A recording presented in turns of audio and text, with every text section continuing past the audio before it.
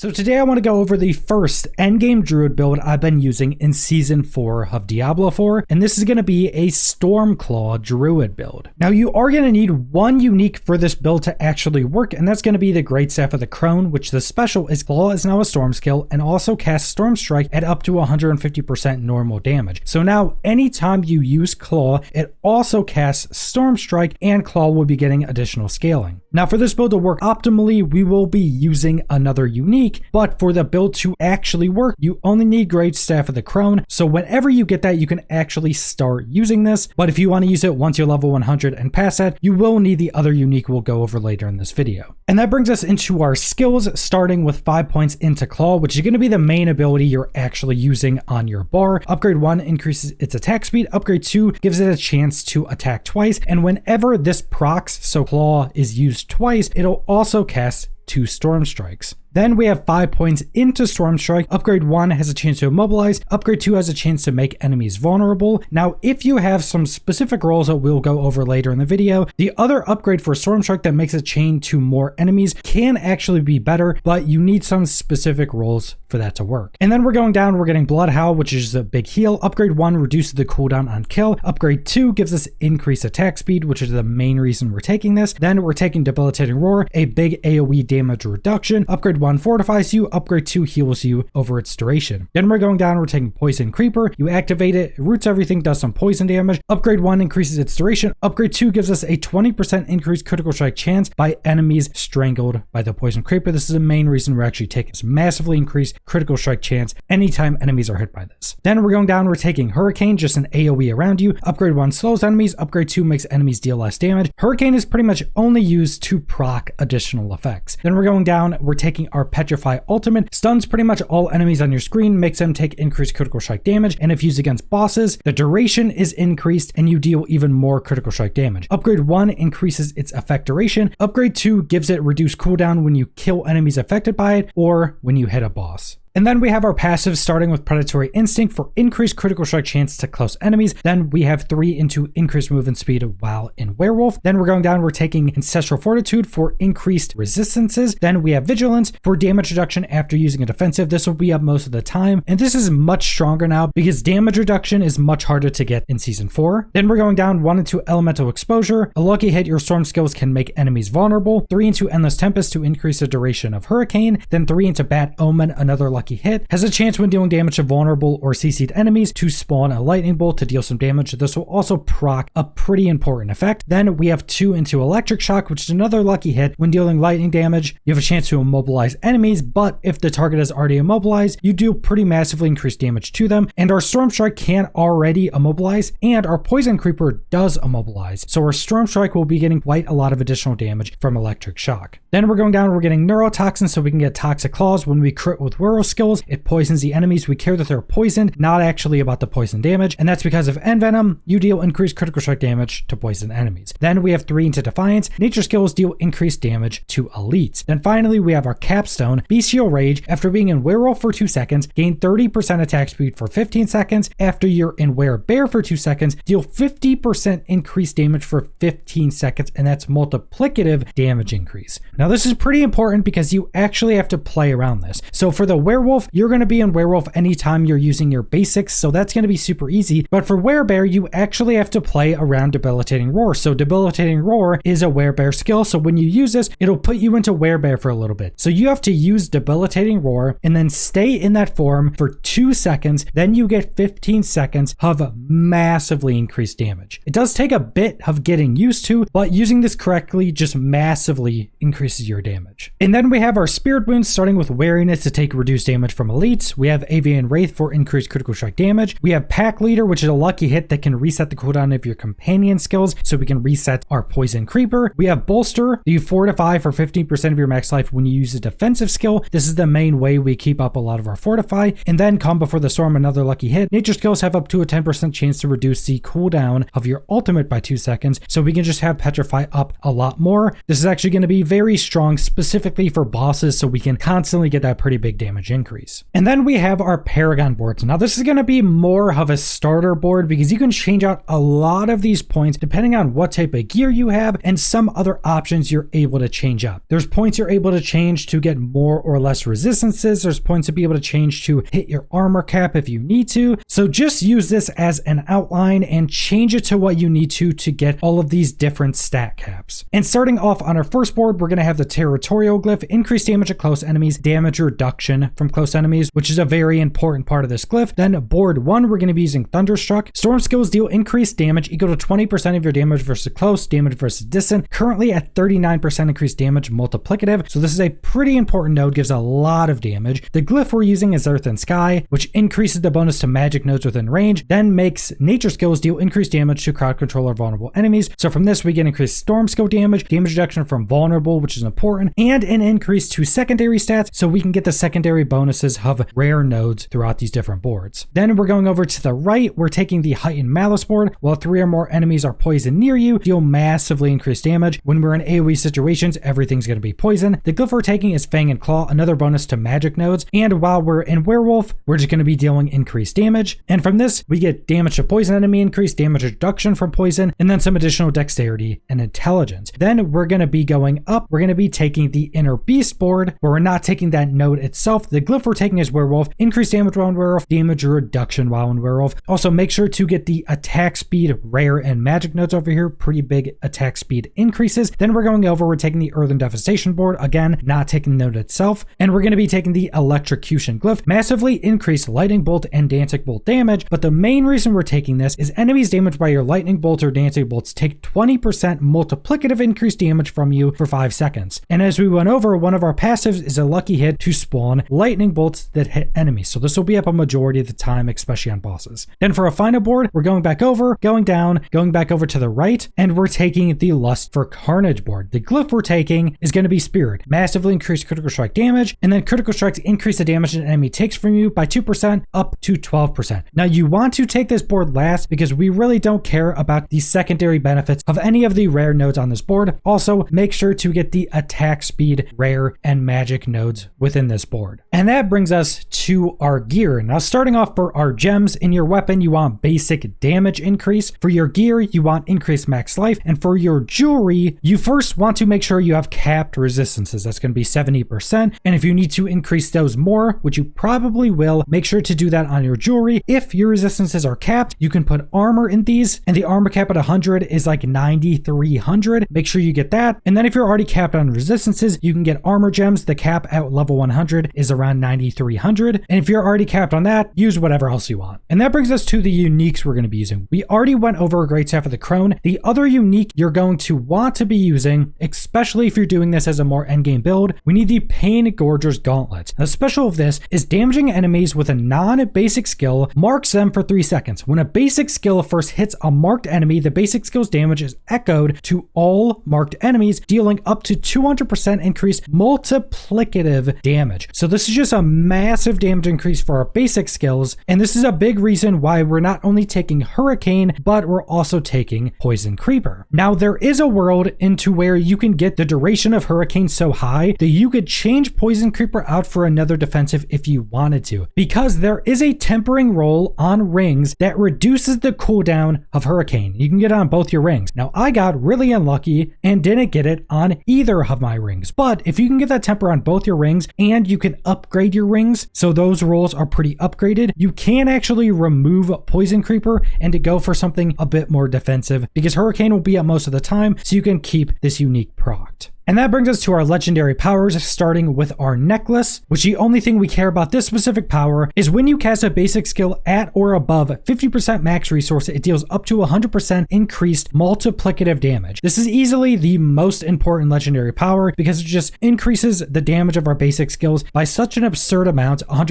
of the time. None of this build uses our spirit, so we will always have this procced. Then for our other offensive legendary powers, we have damaging an enemy with a basic skill grants you 4% increased attack speed for 10 seconds, stacking up 5 times. Upon reaching max stacks, you enter Vampiric Blood Rage, gaining up to 80% increased multiplicative basic skill damage and movement speed for 10 seconds. Again, another massive increase to our basic skill damage. Then finally, basic skills gain increased attack speed. So all of our offensive powers just increasing the damage or attack speed of our basic skills. Then for our defensives, we're going to want when you cast a skill, you heal for 2% life, double this below 50% life. This is our main healing element of this build, and we attack so quickly with all this attack speed that we heal a lot with this. Then we're going to want basic skills granting 20% damage reduction. The roll on this really doesn't matter because you're always using your basic skills, but this is just more massive damage reduction. Then gain damage reduction while shapeshifted into a werewolf, which again, going to be majority of the time. Then on our boots, when you evade, you turn into a cloud of bats, becoming unstoppable for 2.5 seconds. Now the secondary part of this is that it increases the cooldown of your evade by 5 seconds if you have the best roll. Now at a baseline, this is very bad. If you have one dodge and you increase its cooldown by 5 seconds, you're never going to be able to use it. Now on my boots, I have the implicit that we gain 3 max evade charges. Now this is okay for now, but there is another implicit on boots that when you attack enemies, you reduce the cooldown of your evade. That's the boots you want, because if you have that, the cooldown does not matter. You'll hit one basic on an enemy and it will reset your evade cooldown, and this is the main way we have unstoppable. So if you're going for the best rolls, make sure to get boots with that implicit roll. The +3 to maximum evade charges is usable, but not optimal. Now for the final part of this build, I did mention that the second upgrade for Stormstrike could be changed. We're using the one that gives it a chance to make enemies vulnerable, but the better one is actually that Stormstrike chains to 2 additional enemies. Now the reason I'm not using this is because I don't have the correct rolls on my rings. Now there are affix rolls on dropped rings that give you a flat % chance to make enemies vulnerable. And if you get both of those rolls on rings, you don't need the chance for Stormstrike to make enemies vulnerable. So you can give it more AoE damage. So if you get those rolls on your rings, just change that second upgrade for Stormstrike. You'll do more AoE damage. It'll make the build a bit better. That's been the entirety of this build. It is a pretty strong build. It's really good for survivability. It's actually one of the more tanky druid builds. So that is actually really good once you first start getting into the end game. This is going to be outdamaged by tornado druids and some other druid builds, but this is all around a very strong build, and it's going to allow you to continue to progress. So if you want to try those absolute meta builds, you'll be able to farm up the resources and gear with this build to do that. But that's all I want to go over. So thanks for watching.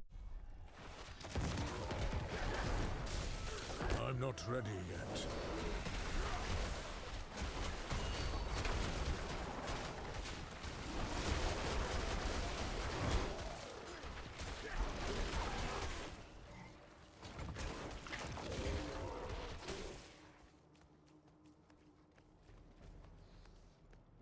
I must wait a moment.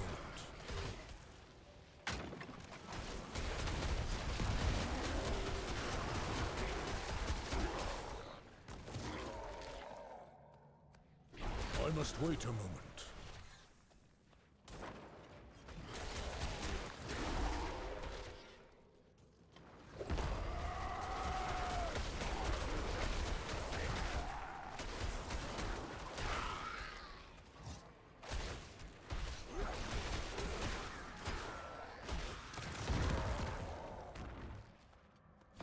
I'm not ready yet.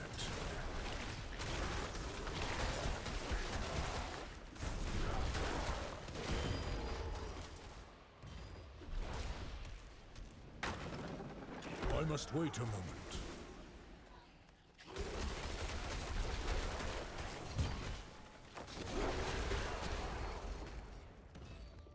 I'm not ready yet.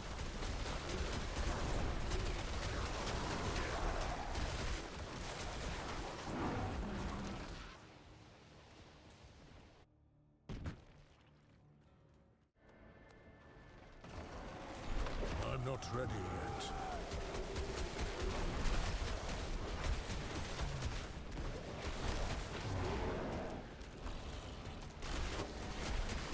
I must wait a moment.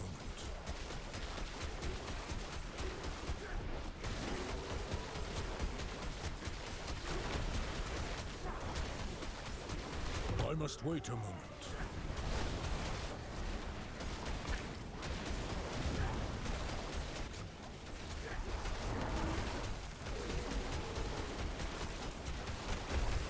I'm not ready yet.